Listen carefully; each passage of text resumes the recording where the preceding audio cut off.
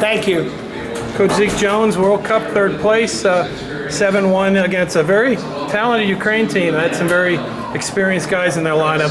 Talk about how the team came out strong and kept it going. Well, that was the thing we talked about was, getting a fast start, right? We needed, really in our minds, those first 5 weight classes were critical, for the team score, and then we knew that we could take those matches, those last 3 matches with good effort, and obviously Clayton Foster was able to do that today. So, starting with your lightweights, did you see a difference in some of your guys in this match than maybe earlier? Because you were getting points scored in those lighter weights. Well, for sure. I think from last night's defeat, Coach Burnett was very insistent about wrestling with a lot of heart and a lot of pride. Wearing the American flag on your singlet's real important, and today I think the guys really wanted to show that. They got up and they fought this morning against Turkey hard, and then they followed it up with Ukraine. Let's talk a little bit about the guys that didn't lose bouts. Burroughs 5-0. He had 5-0 with Metcalf, 4-0 with Foster. That's the kind of leadership I think a team needs in a kind of a dual meet tournament, is a consistent win from a number of guys. Yeah, I think, we used both approaches, where we had those 3 and Tervel Delagnev who were essentially in the whole time. And then we used a combination of people to make sure we were rested for tonight's final.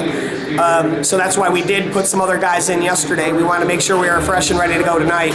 But I think, that balanced approach, but certainly those guys were, they're the leaders of the team. Burroughs, Delagnev, Metcalf, as you know. Obviously Foster has emerged as a leader now, and, they wrestled well.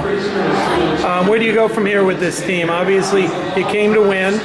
You're closer to Iran, but you don't have them beat yet.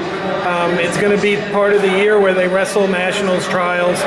What's step next for Team USA? Well, as you know, we finished the international competition phase where we were overseas January, February, and obviously ending with the World Cup in March. Now it's time to enter another phase, which is the domestic schedule, which is April, May, and June. We're going to get ready to determine our world team trials, national team trials for the next, the next world team in 2014. And I think the key is improvement, right? If we look back on this weekend, we need to ask ourselves, did we get better? And I think in a number of areas we did.